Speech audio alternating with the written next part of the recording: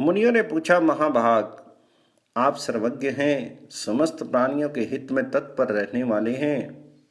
मुने, भूत भविष्य और वर्तमान कुछ भी आपसे छिपा नहीं। महामते, किस कर्म से उच्च वर्णों की नीच गति होती है और किस कर्म से नीच वर्ण वालों की उत्तम गति हो जाती है, ये बताने की कृपा करें। तो व्यास जी बोले, मुनिवरों, भांति भांति के वृक्ष और लताओं से आच्छादित अनेक प्रकार की धातुओं से भूषित तथा विविध आश्रयों से युक्त हिमालय के रमणीय शिखर पर त्रिपुरासुर का नाश करने वाले त्रिनेत्रधारी भगवान शंकर विराजमान थे। वहां गिरिराज कुमारी पार्वती देवी ने देवेश्वर महादेव जी को प्रणाम करके यही प्रश्न किया था। मैं वही प्रसंग यहां सुना रहा हूं, तुम सब लोग ध्यान देकर सुनो। पार्वती जी ने पूछा, भगवान, संभव भगवान ब्रह्मा ने पूर्व काल में 4 वर्णों की सृष्टि की, उसमें से वैश्य किस कर्म से शूद्र भाव को प्राप्त हो जाते हैं, अथवा क्या करने से क्षत्रिय वैश्य हो जाता है, और ब्राह्मण किस कर्म के अनुष्ठान से क्षत्रिय हो जाता है। देव, इस प्रकार धर्म को प्रतिलोम दशा में कैसे लाया जा सकता है? ब्राह्मण अथवा क्षत्रिय किस कर्म से शूद्र हो जाते हैं? भूतनाथ, आप मेरे इस संशय का निवारण कीजिए। क्षत्रिय आदि तीनों वर्णों के लोग जो जन्म से ही यहां भिन्न वर्ण वाले हैं, कैसे ब्राह्मण भाव को प्राप्त हो जाते हैं? तो भगवान शिव जी बोले, देवी, ब्राह्मणत्व की प्राप्ति अत्यंत कठिन है। शुभे, ब्राह्मण स्वभाव से ही ब्राह्मण होता है, इसी प्रकार क्षत्रिय वैश्य और शुद्ध भी स्वभाव से ही वैसे होते हैं, ऐसा मेरा विचार है। ब्राह्मण इस लोक में पाप कर्म करने से अपने पद से भ्रष्ट हो जाते हैं, उत्तम वर्ण को पाकर भी फिर उससे नीचे गिर जाते हैं। जो ब्राह्मण धर्म का पालन करते हुए उसी से जीवन निर्वाह करता है, वह ब्रह्म भाव को प्राप्त हो जाता है। परंतु जो ब्राह्मणत्व का त्याग करके क्षत्रियोचित धर्मों का सेवन करता है, वह ब्राह्मणत्व से भ्रष्ट होकर क्षत्रिय योनि में जन्म ले लेता है। जो विप्र लोभ और मोह का आश्रय लेकर अपनी मंद बुद्धि के कारण दुर्लभ ब्रह्मत्व को पाकर भी सदा वैश्य कर्म का अनुष्ठान करता है, वह वैश्य योनि को प्राप्त होता है। अथवा यदि वैश्य शूद्रोचित कर्म करने लगता है तो वह शूद्र हो जाता है।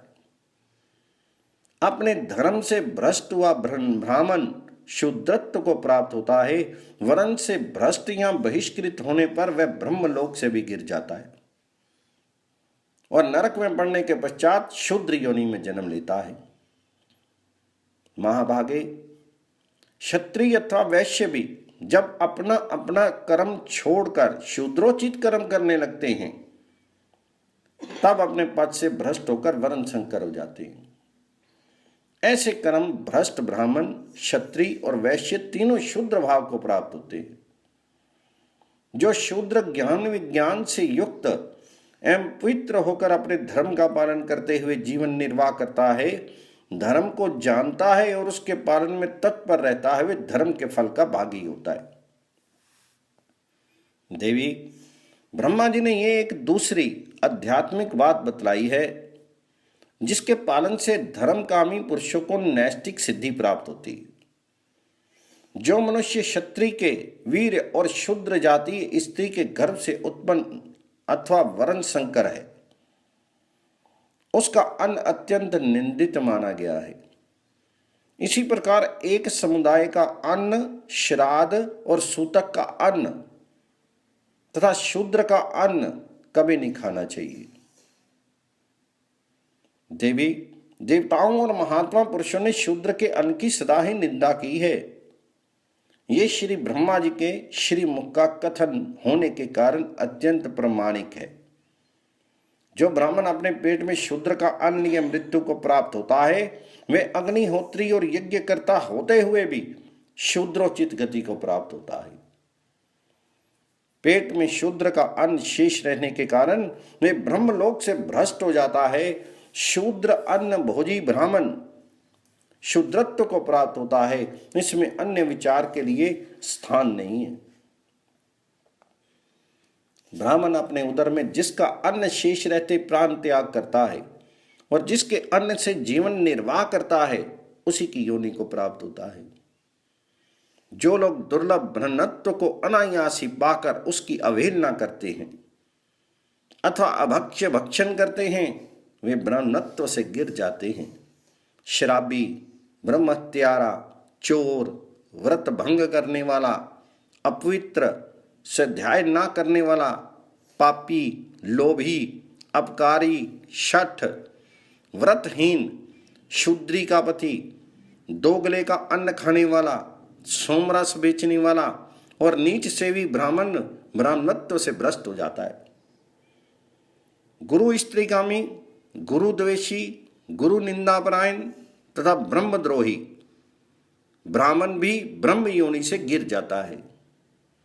जो शूद्र सब कर्म शास्त्रीय विधि के अनुसार न्यायपूर्वक करता है, सबका अतिथि सत्कार करने के बाद बचा हुआ अन्न भोजन करता है, अपने से श्रेष्ठ वर्ण वाले पुरुषों की सेवा शुरुआ में यत्न पूर्वक लगा रहता है, जो कभी मन में बुरा नहीं मानता, सदा सन्मार्ग पर स्थित रहता है, देवता और द्विजों का सत्कार करता है, सबका आतिथ्य करने के लिए दृढ़ संकल्प रहता है, ऋतुकाल में पत्नी के साथ समागम करता है, नियम पूर्वक रहकर नियमित भोजन करता है और कार्य दक्ष, साधु सेवी तथा अतिथियों से बचे हुए अन्न का भोजन करने वाला होता है।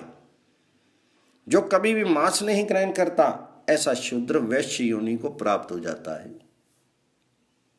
जो वैश्य सत्यवादी, अहंकार रहित, निर्द्वंद, सामवेद का ज्ञाता, पवित्र और स्वाध्यायपरायण होकर प्रतिदिन यज्ञ करता है, मन और इंद्रियों को संयम में रखता है, ब्राह्मणों का सत्कार करता है, किसी भी वर्ण के दोष को देखता नहीं है, ग्रस्तोचित व्रत का पालन करते हुए केवल 2 समय भोजन करता है, जो आहार पर विजय पाकर निष्काम एवं अहंकार शून्य हो गया है, अग्निहोत्र की उपासना करते हुए विधि पूर्वक हवन करता है और सबका आतिथ्य सत्कार करते हुए यज्ञ शिष्ट अन्न का भोजन करता है, वह वैश्य पवित्र होकर श्रेष्ठ क्षत्रिय कुल में जन्म ग्रहण करता है। क्षत्रिय रूप में उत्पन्न होने पर वह जन्म से ही अच्छे संस्कार का होता है। उपनयन के पश्चात ब्रह्मचर्य व्रत के पालन में तत्पर होकर वह संस्कार संपन्न द्विज होता है। वह समय समय पर दान देता है, प्रचुर दक्षिणा देकर वैभवपूर्ण यज्ञ करता है और वेद अध्ययन करके सर्प की इच्छा से आवाहनीय और तीनों अग्नियों की सदा उपासना करता है। राजा होने पर भी वह संकल्प के जल से भीगे हाथों द्वारा दान देता है और सदा धर्मपूर्वक प्रजा का पालन करता है। स्वयं सत्यवादी होकर सदा सत्य का ही अनुष्ठान करता है, शुद्धि पर दृष्टि रखता है और धर्म दंड से युक्त होकर धर्म, अर्थ एवं काम रूप त्रिवर्ग का साधन करता है। शीर और इंद्रियों को वश में रखकर प्रजा से कर के रूप में केवल उसकी आय का 6वां भाग ग्रहण करता है। तत्वज्ञ राजा को चाहिए कि वह स्वेच्छाचारी होकर विषय भोगों का सेवन न करे, अपितु धर्म में चित्त लगाकर सदा ऋतुकाल में ही पत्नी के पास जाए। नित्य उपवास करने वाला, नित्यपरायण, स्वाध्यायशील तथा पवित्र रहे, सबका अतिथि सत्कार करे, धर्म, अर्थ और काम का चिंतन करते हुए सदा प्रसन्न चित्त रहे। अन्न की इच्छा रखने वाले शूद्रों को भी सदा यही उत्तर दे, भोजन तैयार है। स्वार्थियां कामना से प्रेरित होकर कोई भाव न व्यक्त करे। देवता, पितर और अतिथियों के लिए श्रद्धा साधन सामग्री उपस्थित रखे। अपने घर में न्याय अनुकूल विधि से उपासना करे। भिक्षुकों को भिक्षा दे। दोनों समय विधि पूर्वक अग्निहोत्र करे। तथा गौओं और ब्राह्मणों का हित साधन करने के लिए संग्राम में सम्मुख होकर प्राण दे दे।